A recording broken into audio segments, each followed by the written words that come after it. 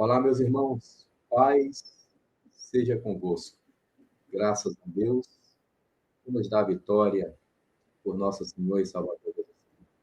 Dica para a professora do EBD, lição número 5 do PEC, Programa de Educação Cristã Continuada. Seja bem-vindo, Deus abençoe a todos.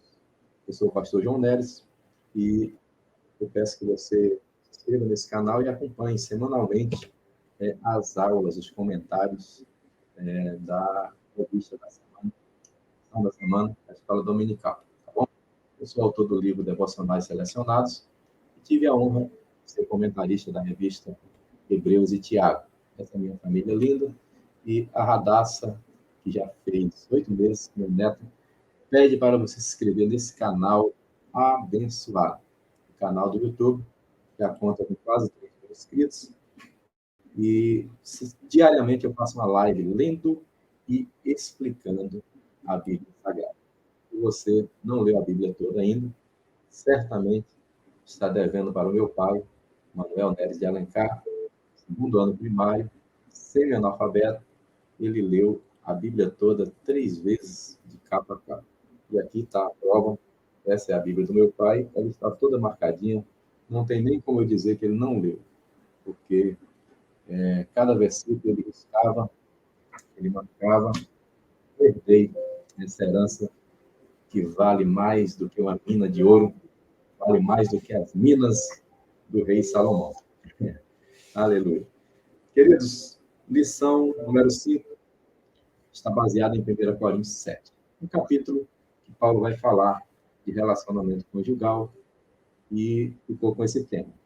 Casado ou solteiro, eis a questão. Primeira coisa, casar ou viver solteiro é uma decisão tomada. Paulo diz no 7, versículo 1, quanto ao que me escrevestes, é bom que o homem não toque em mulher. Paulo estava dizendo o seguinte, diante da situação, da brevidade da vinda do Senhor e do ministério que alguns exercem, bom seria se não tocassem em mulher. Paulo está numa missão, não poderia dizer uma missão suicida, né, que crente não pode suicidar, mas era uma missão que ele poderia morrer a qualquer momento. Não cabia acompanhar uma mulher, se deixar ser acompanhado por uma mulher. Não cabia uma esposa no ministério de Paulo. Ele está dizendo isso para ele. É melhor, ele entende, né, por Deus, que não deve levar uma mulher.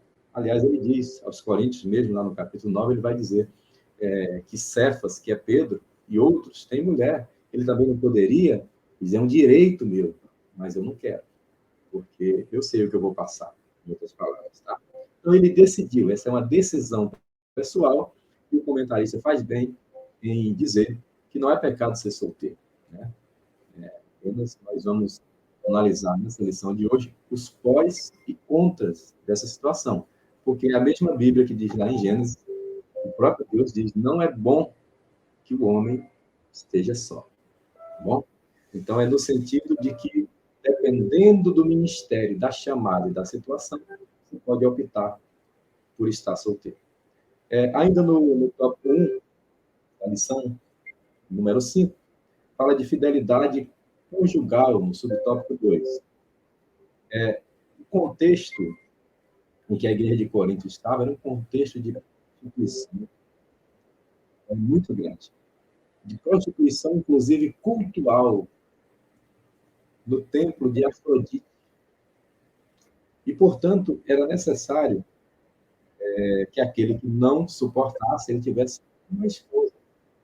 Porque era muito comum aos líderes de família, eles tinham, além da esposa, escravas, servas da casa, que também eram usadas como mulheres.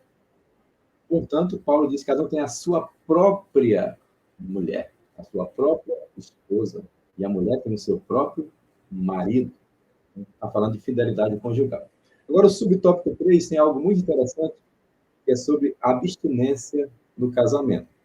O comentarista colocou 1 Coríntios 7:5, não vos priveis um ao outro, salvo, talvez, por mútuo consentimento, por algum tempo, para vos dedicardes à oração e, novamente, vos ajuntardes, para que Satanás não vos tente por causa da incontinência. Olha só, o crente, muitas vezes, por falta de sabedoria, diz para a esposa, não, não quero, ou ela diz, eu não quero, estou me consagrando, e de repente vem um laço, uma tentação, e cai. Né? Paulo está dizendo, olha, vigia, que não seja por muito tempo, vocês são casados.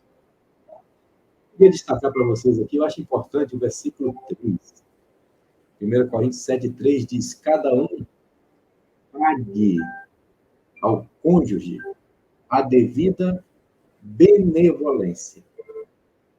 Então, sexo é boa. É benevolência, tá? Se você, marido, quiser usar essa cantada bíblica, né, quando fizer algo com a sua esposa, você pode usar 1 Coríntios 7:5. Olha, a Bíblia manda que você não me negue devida benevolência. Olha o trecho que fala. O marido pague à mulher a devida benevolência. Da mesma forma, a mulher pague ao marido a devida benevolência. Ou seja, a mulher também deve cobrar do marido a devida benevolência. Tem marido aí que só quer saber de futebol, né? Vigia, vigia porque a mulher está querendo a benevolência. Entendeu? Diga amém. Aleluia. Versículo 3 é muito importante. Nós entendemos que essa abstinência dentro do casamento deve ser mínima, limitada, para que não sejamos tentados pelo diabo. O tópico 2 fala dos solteiros. Né? O comentarista, o Otto Alencar, exalta bastante aqui a situação de que nós não podemos discriminar os solteiros, como se eles fossem um grupo excluído. Não, nós devemos valorizar, sim. Né? Nós temos o dia dos pais, dia das mães, dia do casal, mas o solteiro fica meio de lado, né? Mas é uma opção e essa opção está atrelada a ministério, tá bom? Então, ele pode ser simplesmente solteiro, ele pode ser solteiro novamente, como provavelmente era o caso de Paulo, e ele orienta que caso aconteça uma separação, que não se casem novamente. Uma orientação específica de Paulo. Observe que Paulo, quando ele dá um conselho dele mesmo, ele diz, digo eu, não Senhor. Tá bom? O último fala do jugo desigual, né? E esse versículo 12 diz assim, na versão que é adotada pelo PEC, a versão revista e atualizada, diz, aos mais digo eu, não o Senhor. Se algum irmão tem mulher incrédula e não consente em morar com ele, não a abandone. Quando eu li esse versículo a primeira vez, na outra versão, que é a versão revista e corrigida, diz assim, não deixe, ou não o deixe. Eu falei, meu Deus, eu pensava que era para não deixar morar com ele. E, na verdade, é o contrário. É não deixe no sentido de não abandonar. Ok? É não abandonar, porque ele é incrédulo. Não, não abandone. Ela é incrédula. Não abandone. Agora, na sequência, Paulo vai dizer o seguinte, se ele é incrédulo e ele vai embora, aí, meu amigo, minha amiga, você está livre. Porque foi ele que abandonou. Foi ele que quebrou a aliança. Você está livre. Aí entra o último tópico, que é um pouco polêmico, que é sobre o divórcio. Né?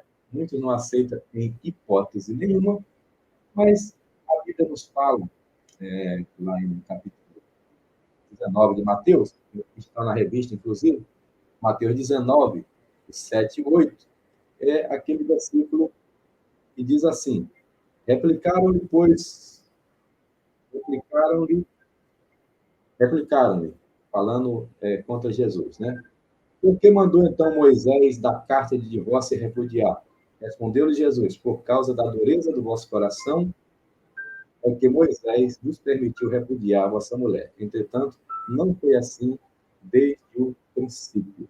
Nesse momento, em Mateus 19, Jesus estava sendo testado, porque haviam duas escolas teológicas. A escola de Shammai era mais radical e não admitia o divórcio em hipótese alguma. A escola de Hillel já permitia, em alguns casos, foi o próprio Moisés permitiu, porque deuteronômio é deuteronomos, que quer dizer segunda lei. Moisés permitiu por causa da dureza, mas permitiu. É uma concessão. Eu não posso dizer que em hipótese alguma é permitido. Eu devo ensinar, porque a Bíblia ensina. A Bíblia ensina que no princípio não foi assim. A Bíblia ensina que Deus abomina o divórcio, Deus não quer. Mas a Bíblia também ensina, como o próprio Paulo está dizendo em 1 Coríntios 7, que se foi o ímpio que deixou, se foi por causa de prostituição, se a mulher resolveu entrar para a vida de prostituição, você é obrigado a viver com ela? Não, obviamente que não. A Bíblia também diz isso. É um ponto bem difícil, né? O novo casamento é bom quando acontece numa situação de viuvez, mas não numa situação de separação. Mas existem casos e casos, e isso aí é cada pastor, cada casal que vai analisar. O certo é que no princípio não foi assim, e o certo é que naquele momento eles estavam testando Jesus para saber de qual corrente Jesus era, qual corrente ele defendia. Jesus citou as duas e disse: olha, no princípio não era assim. Macho e fêmea. Deus fez o casamento para ser para sempre. Por isso, o nosso curso da Universidade da Família é Casados para Sempre. Esse era o desejo de Deus. Infelizmente, o homem peca. Então, Deus permitiu, em alguma situação, lá no Antigo Testamento, o divórcio. Permitiu justamente em Deuteronômio, que quer dizer segunda lei, porque havia alguns casos que não tinha jeito e Moisés, então, aplicou Deuteronomos, segunda lei. Permitiu por causa do coração. Deus abençoe, meus amados. Lição número 5. Casados ou solteiros? Eis a questão. Esse é o contato do pastor João Nery. Se você quiser, pode mandar uma mensagem, pode mandar uma pergunta, ou para o e-mail, ou para esse número de WhatsApp. Até semana que vem. Estarei aqui com a lição número 5. Um abraço a todos. Deus os abençoe. A paz do Senhor.